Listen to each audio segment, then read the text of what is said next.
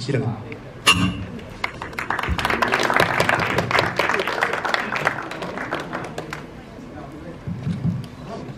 Assalamualaikum warahmatullahi wabarakatuh. Selamat sejahtera tuan-tuan dan puan. Pertamanya saya bersyukur kepada Allah SWT pada hari ini tuan-tuan dapat hadir dalam sesi tayangan khas untuk para media. Kita mulakan dulu dengan ucapan berbanyak-banyak terima kasih kepada tuan-tuan dan puan yang hadir pada sesi tayangan ini. Ya, ini kira sebelum Agong tengok. Jadi untuk memulakan sesi awal ini saya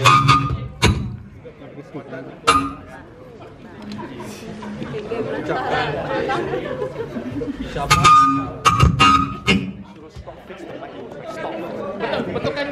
Betulkan mic dulu. Settlekan dulu mic tu. Settlekan mic dulu.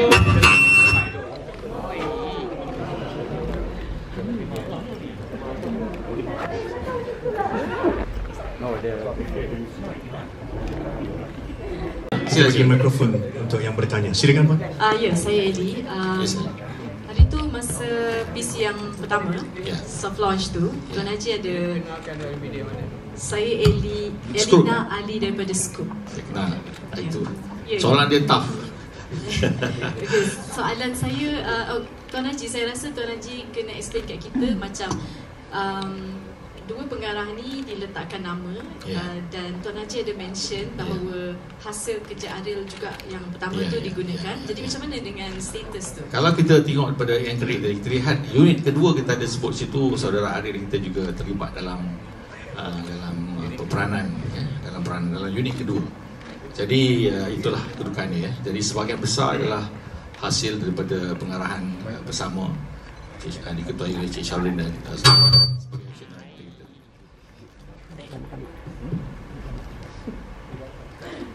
silakan Tuan Umar. Soalan seterusnya. Tuan Haji Farihat daripada Berita Harian.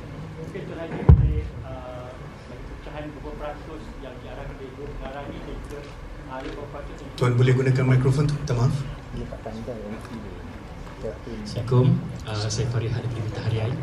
Soalan pertama saya, mungkin Tuan Haji boleh memperincikan berapa peratus dua orang pengarah ini buat filem dan juga ada berapa peratus, dan kedua pemilihan pelakon, sebab sebenarnya terlalu rahsia pemilihan pelakon. Jadi kenapa dan mengapa mereka ini dipilih? Mungkin Tuan Haji boleh. Saya serahkan terus pada Insya Allah dia yang membuat kira-kira berapa peratus.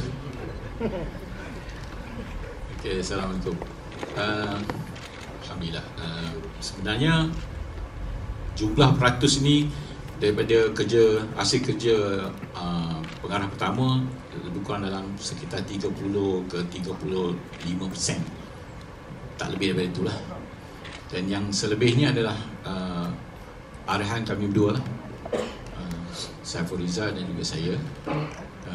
Itu juga berkenaan dengan pelakon ni sebenarnya bukan kita rahsiakan, tapi kita mengambil keputusan untuk shoot dulu, pastikan semuanya siap dengan baik, dan kemudian baru kita hebahkan. Seterusnya, silakan. Cik Iman. Silakan. Okey, Syahdin daripada Astro Radio News. Kita difahamkan macam pembikinan filem ni kan daripada mulanya macam-macam masalah berlaku daripada segi pengarah, dari segi pelakon, apa semua tu kan. Adakah ialah salah satu teknik untuk marketing filem ni, atau memang kebetulan mereka ni memang tak layak untuk mengarah atau pelakon dalam filem ni? Sebenarnya tak ada masalah pun. Cuma bila kita melihat pada blok awal itu, kita merasakan kita perlu memperbaiki lagi. Kita ada sudut-sudut yang kita rasa mungkin boleh menjejaskan end product dia. Hasilnya boleh terjejas sekiranya kita terus menggunakan yang sedemikian. Sebab itu kita berubah, mengambil alih untuk menyiapkannya dalam yang berlaku sekarang ini.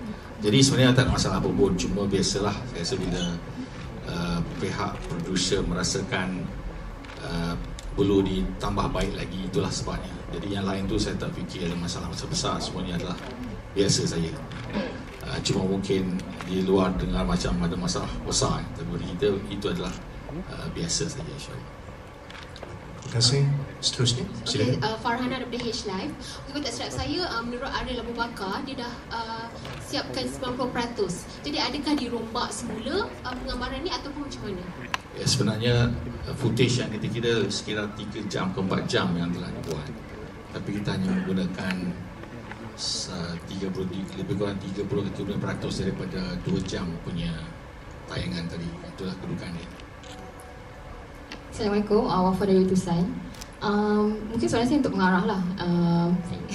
Soalan saya untuk mengarah, saya lebih kepada kandungan filem ini. Berapa persen sebenarnya fiction ataupun watak-watak fiction yang diwujudkan? Sebab bila sejarah kan, filem sejarah orang akan anggap semua benda ni adalah benar-benar terjadi. Itu soalan pertama lah, cuba jawab dulu. Okay, alur cerita sebenarnya bukan fiction. Dia adalah cerita inspired daripada true story. Watak utama memang true story, cuma kita now ada fiction watak tu sebenarnya dia adalah kisah sebenar, tetapi kita fictionkan namanya. Jadi untuk dia jadi lebih menarik. Jadi event pun sama, ada setengah-setengah event yang benar dan ada setengah event yang kita fictionkan supaya menjadikan dia lebih menarik lah. Maksudnya watak Sayang dan juga 4 orang wanita tu betul. Okay, menurut kajian saya sebenarnya semasa penentangan orang-orang Pahang, pahlawan-pahlawan Pahang ni sebenarnya ada melibatkan kaum wanita. Cuma contohnya kalau kita pergi di Kampung Bulu ada kesan kubur para syuhada wanita sebagainya. Jadi kita fictionkan. Jadi kita anggap Sayang dan Siti Mina Besar ni mewakili Sri Kandi kita. Okey, dari segi dialog pula kan, ada beberapa watak yang mungkin cara bertutur dia memang era itulah lebih baku, dan ada juga watak yang mungkin lebih era moden kan sekarang. Adakah sebenarnya itu cara yang digunakan oleh pengarah lah untuk membuatkan filem ni lebih mudah diterima didengar tu macam ni? Ya, sebenarnya bila kita menulis skrip ni memang kita sedang mencari jalan tengah. Sebab kalau kita guna bahasa yang terlalu baku ataupun terlalu klasik, kita memerlukan masa untuk penonton proses dan faham. Jadi kita tak nak, kita nak kalau boleh mereka dengar, mereka terus faham dan mereka terus terima dialog yang baik dalam tu. Tapi kita tidak meninggalkan alur-alur bahasa yang baik dalam filem kita. Terima kasih. Saya nak tambah sikit lah. Contohnya macam Sayas ni. Dalam sejarah Sayas ini dia mati dikatakan dibunuh oleh seladang, ya. Tapi dalam filem kita kena berfiction dan kita kena tafsir. Bagi saya secara peribadi saya tak percayalah saya tu kena dibunuh oleh seladang. Agak kurang logik, ya. Kita percaya dia dibunuh oleh pejuang-pejuang lah. Jadi itulah biasanya tafsiran yang ada di kita.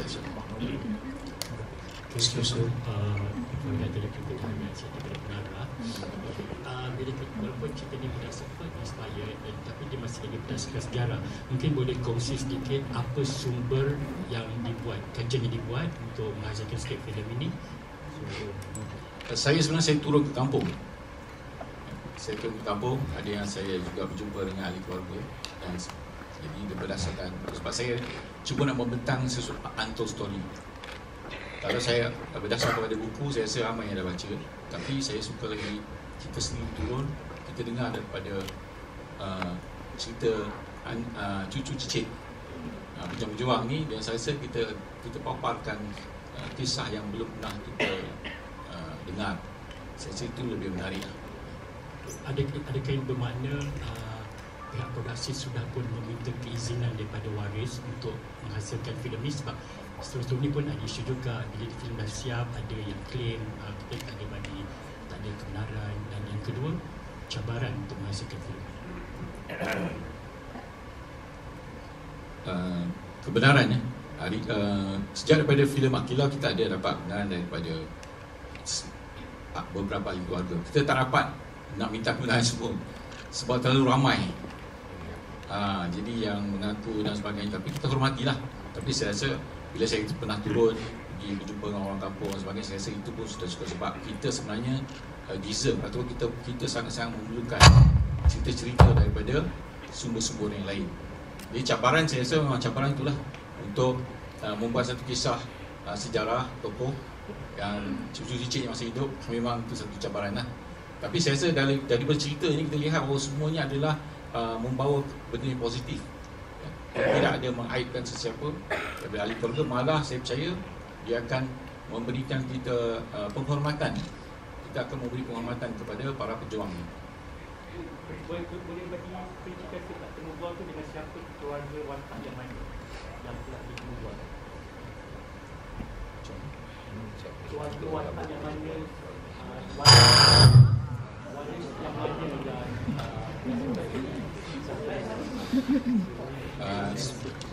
saya rasa daripada mula-mula masa Mak Kilau tu ialah kita pernah berjumpa dengan Dr. Bahri, ya, bercerita bersembang punya di kampung, kita berbual dengan beberapa orang kampung. Jadi untuk cerita Merdeka Rawang ni adalah kita kembangkan lagi kisah dia.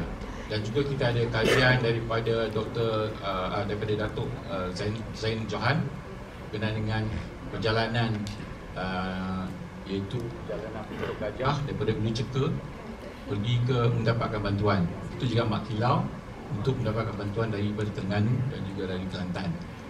Ya, jadi kita daripada situ kita visionkan. Baik, silakan.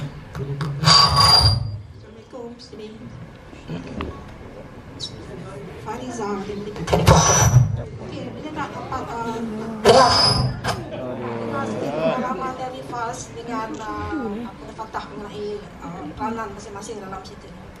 Bukan mana you naik kuda.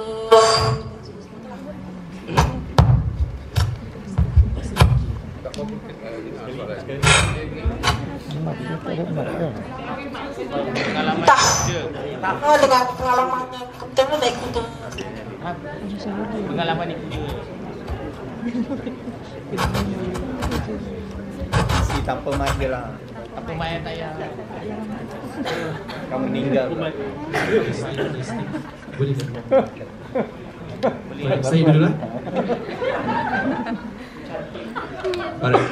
Syahri daripada Obulan.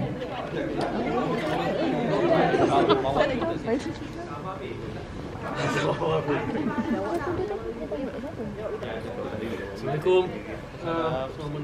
Pengalaman of course yang cuba kita paparkan kelainan daripada filem Mak Kilau dengan filem Merdeka Rawang ni macam Alan tadi ada beberapa pelakon yang perlu naik kuda. Jadi kami belajar menunggang kuda tu sebenarnya sebelum bermulanya gambaran lagi. Jadi itulah cabarannya sebagai seorang pelakon. Dan juga kalau lihat betul-betul filem ni, kemahiran memanah pun dipertonjolkan lagi berbanding filem Mak Kilau sebelum ni.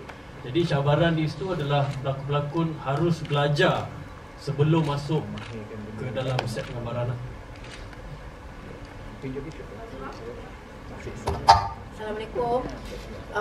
Untuk Faz pula paling mencabar sebab Faz ada kekangan masa untuk e-training. Masa tu Faz busy. So Faz hanya ada 3 hari untuk kuda dan berkuda dan juga memanah. Berkuda memang Faz ada basic tapi memanah tak ada langsung. So untuk play Watak Sayang ni, ketua pada Sukandi dia kenalah memanah dengan mahir. So I had only 3 days untuk training. So itu yang sangat mencabar untuk Faz lah. Thank you. Soalan yang seterusnya tadi, silakan. Pengarah kan, saya Syahri daripada Obulan. Soalan pertama, tadi cakap buat skrip.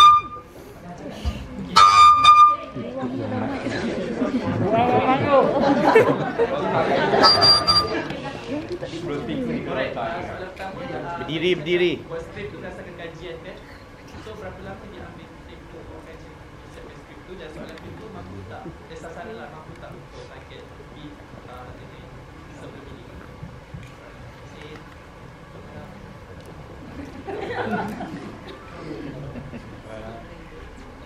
Sebenarnya kajian saya masa filem Mak Kilau. Masa kita buat filem Mak Kilau, daripada situ saya expand kan. Jadi semasa tu saya lirik, semasa saya buat kajian filem Akilau, saya bersama Dr. Bahrin. Saya bersama Dr. Bahrin. Tapi dari situ saya kembangkan. Kemudian kali ini Pelikat Wang saya tidak merujuk daripada Dr. Bahrin, tapi adalah kajian daripada sejarawan Datuk Zainal Johan. Dia juga menulis, kita ada kajian dia yang dia buat. Jadi dari situ saya ambil, bukan semua, saya ambil sebab dalam filem ni kita bukan sejarawan. Nak kena faham, kami bukan sejarawan. Kami bukan buat dokumentari. Kalau kami buat dokumentari, saya rasa mungkin tak penuh program. Tapi kita ambil sebahagian saja. Kemudian kita expandkan dan kita jadikan dia lebih menarik. Itu kerja kami lah sebab dalam industri ni. Ya. Yang penting anak-anak muda mula nak Pelikat Wang, mula nak kaji. Kampung Budu, nak kaji. Ada Seri Kandi, ada kuda tak, ada pakaian macam ni, mereka akan mula mengkaji. Itu yang lebih penting sebenarnya. Jadi itulah sebenarnya yang kita buat. Selaku penulis dan juga pengarah, apa sebenarnya yang Cisha nak tonjolkan dalam Pelikat Wang? Sebab kalau kita bandingkan Kilau dengan Pelikat Wang, kurang sama je template dia macam kita dia mesin. Jadi mungkin macam boleh jawab? Jawapan saya ialah kita nak penonton menghargai unsung hero. Kita ada banyak unsung hero di sepanjang kebangkitan pahlawan kita di Pahang. Saya faham, tapi dia punya template pembukaan dalam cerita tu lebih kurang sama. Memang ada tujuh kemanusiaan ke kenapa? Maksudnya kalau tujuh dari segi? Maksudnya dari segi cara untuk menyampaikan Pelikat Wang ni, dia punya template dia lebih kurang sama seperti Kilau, bagi pandangan penonton yang tadi Kilau. Adakah memang itu hala itu seluruh kemara untuk menyampaikan Pelikat Wang ini lebih kurang sama seperti Kilau? Untuk universe Mat Kilau ini saya rasa sama lah. Saya rasa sama. Tapi kita berhasrat untuk ubah lepas ni. Sebab nanti tidak penonton mungkin boring dah boleh baca. Filem akan datang, suatu barang mungkin kita akan cari kelainan. Kita tahu lepas ni mungkin dah boring.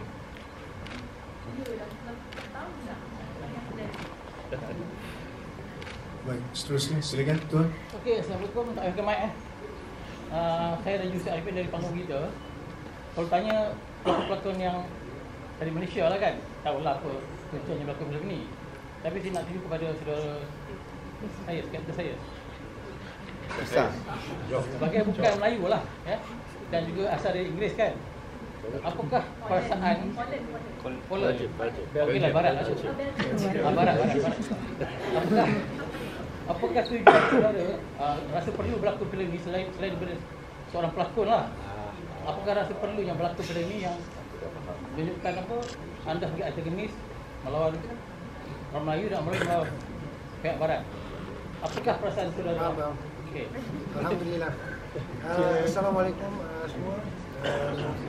Saya memang sangat bersyukurlah berada di sini dengan kawan-kawan ramai-ramai dan ini satu soalan. Okey, saya boleh berbual berjam-jam lah dengan saudara pasal topik ni. Tapi of course yang kita ada dalam dunia ni, dalam sejarah dari yang kita dapat ni, filem banyak dari barat dan filem diorang, perspektif diorang. Jadi kalau sejarah pun akan kita ikut perspektif, kita akan tengok semua diorang punya naratif. Jadi memang yang unik ni kita ada Malaysia punya naratif. So satu benda yang luar dari kota lah, bukan yang kita dapat dekat buku sekolah. Sebab yang kita tahu macam bapa producer tadi kata, history is written by the victors. So British dia yang cerita pasal saya dibunuh dengan seladang. Tapi saya tahu dari Belgium, kita pun tutupkan cerita dekat Kongo. 10 juta orang Kongo, orang Belgium bunuh dia. Cerita ditutupkan dalam buku sejarah tadi. Tapi kalau kita kaji, kita pergi dalam, kita tahulah cerita sebenarnya. Jadi alhamdulillah ada cerita yang luar dari kota, itu yang beza. Tapi saya nak celas, saya lupa beritahu tadi. Pertamanya saya nak beritahu konsep yang kita bawa oleh listener kemarin lah hiburan bermanfaat seisi keluarga. Jadi kita masuk bidang ini adalah membawa hajat yang baik. Maksudnya kita nak sajikan penonton-penonton dengan bahan-bahan sambil santai mendapat pengajaran-pengajaran. Jadi sebab itulah cerita itu kita olah supaya dia memberi tujuan yang sedemikian. Jadi saya minta sini mana kita lihat perspektif dia adalah satu, kita akan buat naratif kita sendiri. Sebab kita faham. Contohnya saya cakap tentang sini ya. Kita lihat apa yang berlaku dalam masyarakat kita adalah terlampau mengidolakan barat. Kadang-kadang sebagainya sudah jadi anglophile. Dia sudah adoration to the west tu terlampau sehingga dia rasa diri dia tak ada apa-apa. Dan biarlah sejarah orang buat mengikut cara dia. Kita perlu ubah keadaan ini supaya kita jadi satu kaum, satu bangsa, satu warga negara yang ada confidence sendiri ya, ada keyakinan diri sendiri. Kalau kita tak boleh hakis adoration ni, terlampau over respect yang lain ni, saya fikir kita tak akan boleh bersaing. Dan sebab itu jugalah saya dari bidang lain, saya terjun ke bidang ini.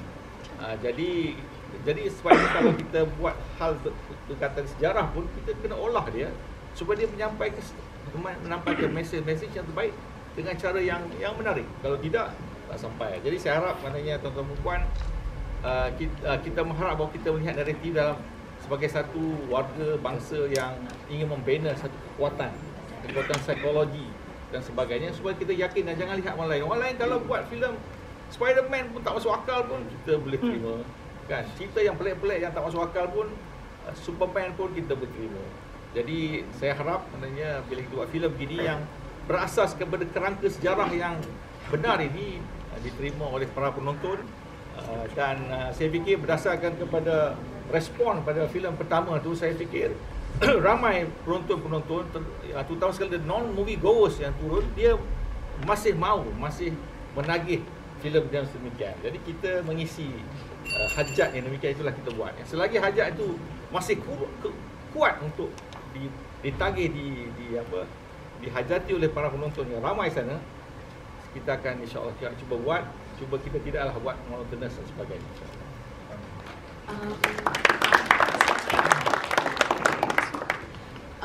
Okey, saya Ika daripada Suara Merdeka.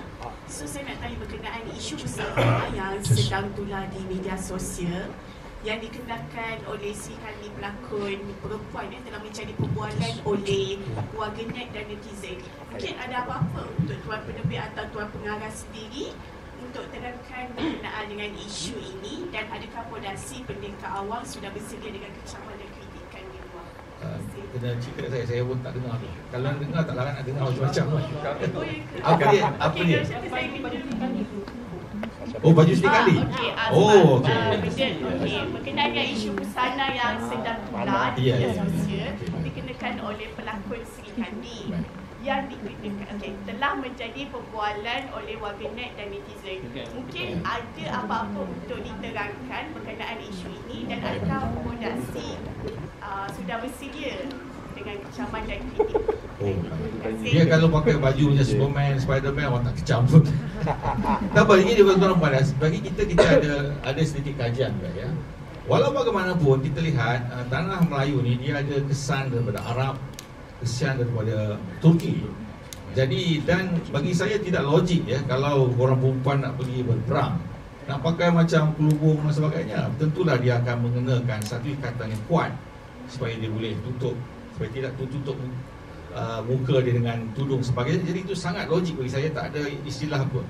Kalau yang nak mengkritik ni memang semua boleh kena kritik lah. Bagi saya kita tak ada masalah, itu mudah saja bagi saya. Kalau kita berperang di ketika itu, saya fikir orang Melayu yang bijak ni dan kreatif, dia boleh saja memakai yang sedemikian ya. Jadi kalau ikut Cik Syah pun ada gambar-gambar lama yang menunjukkan bahawa begitulah pakaian mereka yang turun berjuang. Itu Cik Syah.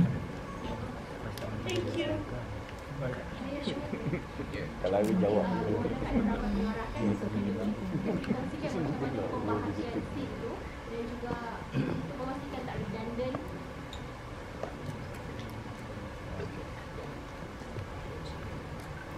Assalamualaikum. Bismillah. Benda yang berlawan, yang bergaduh, meletup itu semua.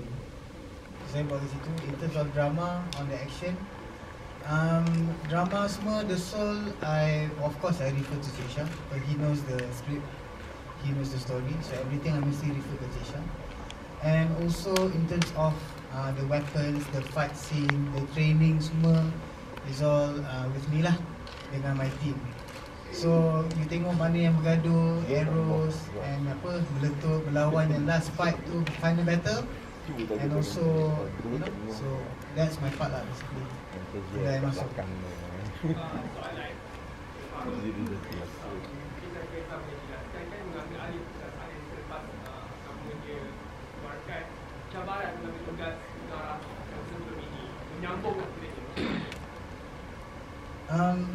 To me it's very challenging lah.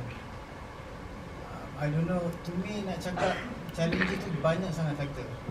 So in terms of the look, technical, expectation orang, questions daripada media, you know. So to me, what I can do is just do my best lah, and to deliver the best action, and then also to to kasih Cik Syah punya, kira studio kembali punya story to be alive in terms of the action punya sense. Reza, you diberi kebebasan tak boleh lebih untuk mana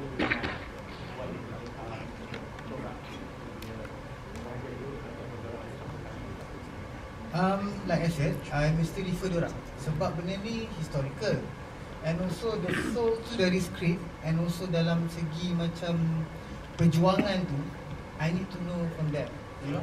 So from that perjuangan I tumpang and I do the action, and also kira macam the beat before the going to war, you know, benda tu lah. So to me this movie is about war, pergi perang.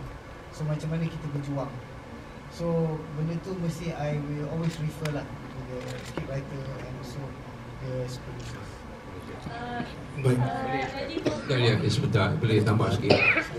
Di sini juga Reza bekerjasama dengan koreografer team daripada Indonesia yang ada di belakang ni, saya Riza Elman. Ya. Satu tim koreografer dari Indonesia untuk perkukuhkan action yang diketuai oleh Reza. Ya. Baik, kita dah banyak soalan untuk penerbit dan juga pengarah. Mungkin ada soalan untuk pelakon sini.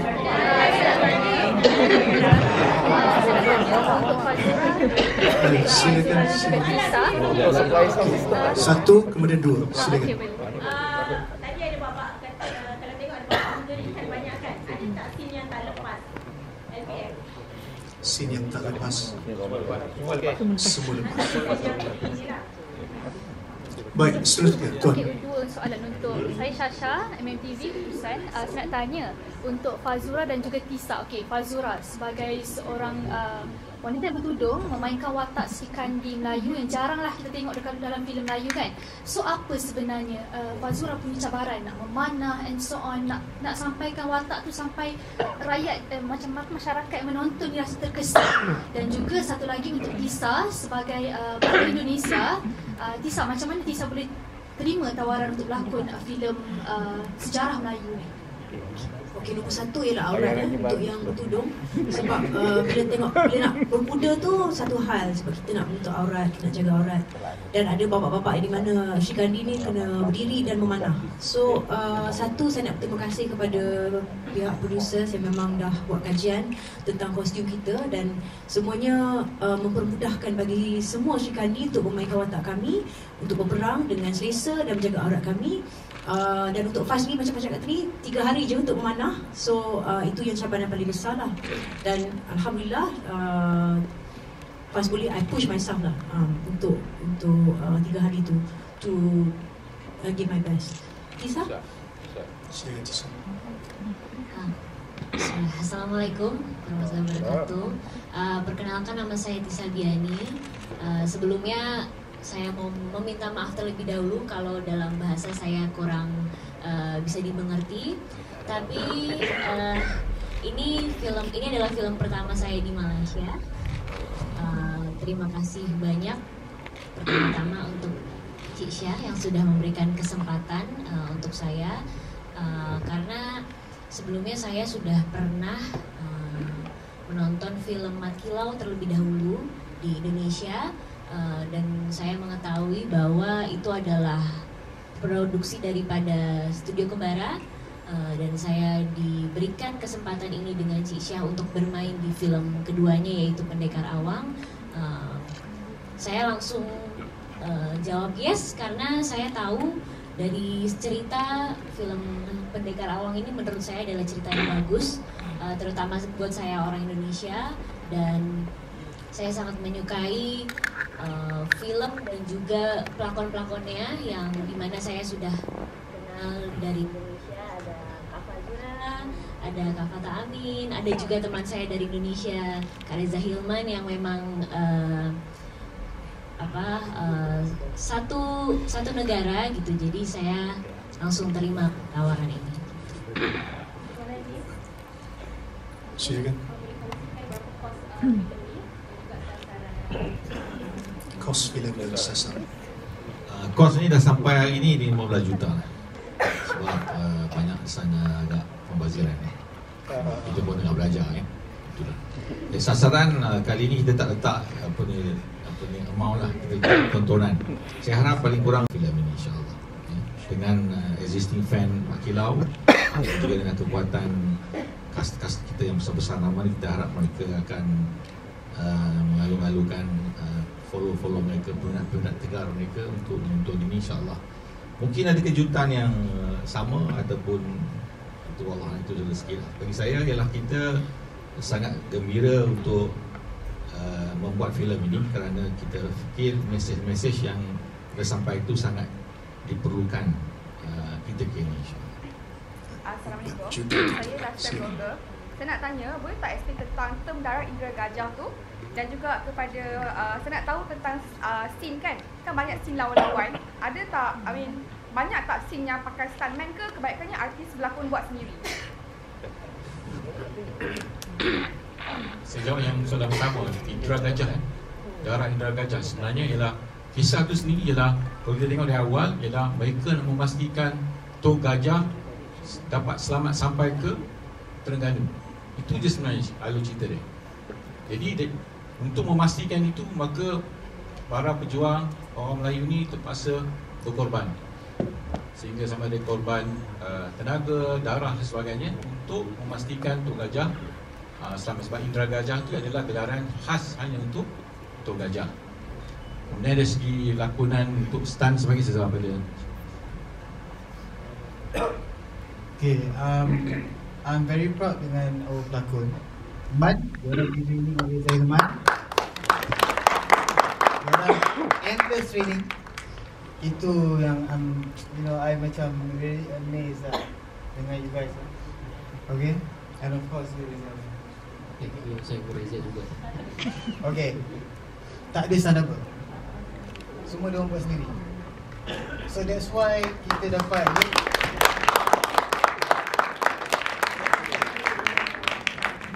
So to me it's amazing because in a short time diorang boleh ikut apa yang di-choreograph oleh Reza Iman dengan the team, the action team, and then diorang boleh execute it well dengan berlakon sekali and the same energy. So to me I'm really proud of that lah.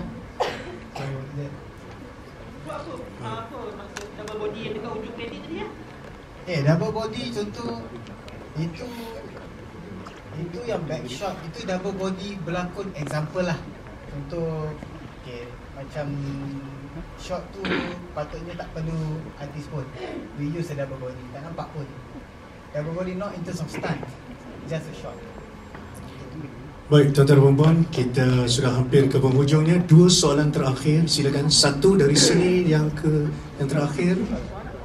Okey, soalan terakhir ini sahaja. Okey, silakan. Soalan untuk Nadir. Nadir, saya lihat awak lah tarik Cina dekat situ, fighting, selamatkan ayah and everything. So macam mana awak cope semua watak tu dalam cerita ni? Okey, terima kasih kepada semua media kerana hadir.